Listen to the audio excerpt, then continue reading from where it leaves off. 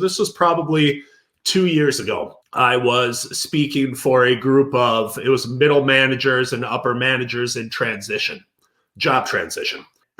We were talking about, especially when you're in kind of that position of upper management, middle management, you don't just walk out the door when you're in transition. You don't walk out the door and find your next job the next day. It's oftentimes a lengthy process.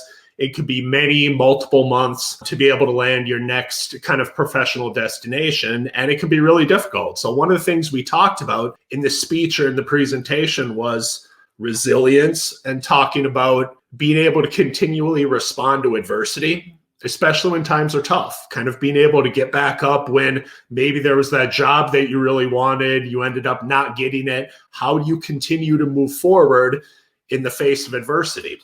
A lot of the resilience that we get in our lives personally, we can also apply to our professional lives as well. So I talked a little bit about how I'd lost both of my parents. I'd lost my mother to throat cancer. I'd lost my dad just completely unexpectedly to what they think was a massive heart failure. And it was a tremendously challenging and difficult time for me personally to be able to stay positive and to be able to stay resilient every single day as far as what I do. And the speech got done, the presentation got done, and there was kind of a line of people afterwards. And I was, I think, selling and signing some books. And I noticed a person towards the back of the line that he was an older gentleman, glasses, kind of white hair, looked a little bit like Colonel Sanders from Kentucky Fried Chicken. And I spotted him at the back of the line. And sure enough, he kind of made his way up through the line and got to the front of it. And I said, "Oh, hi, how are you?" And he said, "I want you to know that I'm proud of you." And anytime you get done with a speech, there's kind of a little bit of a transition from speaking in front of a live group to being able to speak with people one-on-one. And it really kind of caught me off guard. And I said, "What?" And he said, "I want you to know that I'm proud of you." He said, "I bet with both of your parents now being gone, you really miss hearing someone say that they're proud of you. And I want you to know that I am. And I'm sure that they are too."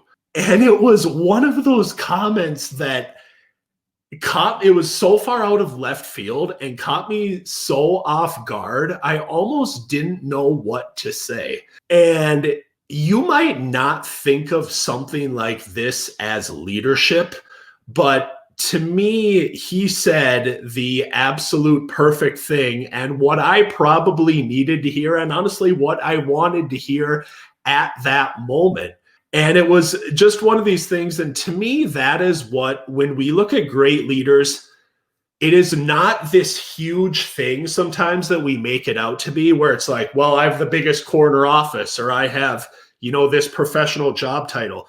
To me, I think the starting point, the foundational point to leadership is to actually look at leadership as the sum total of our daily interactions and the things that we actually do with people every single day. The comments we make, the things we say, the things we do, the way that we touch people, instead of thinking, well, to be a leader, I need to be someone that is commanding this huge team of people or leading this huge company towards our strategic future objectives. It is not always like that. Where leadership starts is, quite honestly, the Colonel Sanders part of it, where he almost made me cry by making such a simple comment to someone that has a massive impact on how they feel and has a massive impact actually on their day. If you enjoyed this video, please do me a favor. Hit the like button, hit the subscribe button, and also hit that bell icon so you are notified of future videos. And by all means, if you would like to share it with another outperformer that you'd like to help live a healthier, happier, higher performing life, I would greatly appreciate that as well. Have a great day. I will catch up with you in the next video.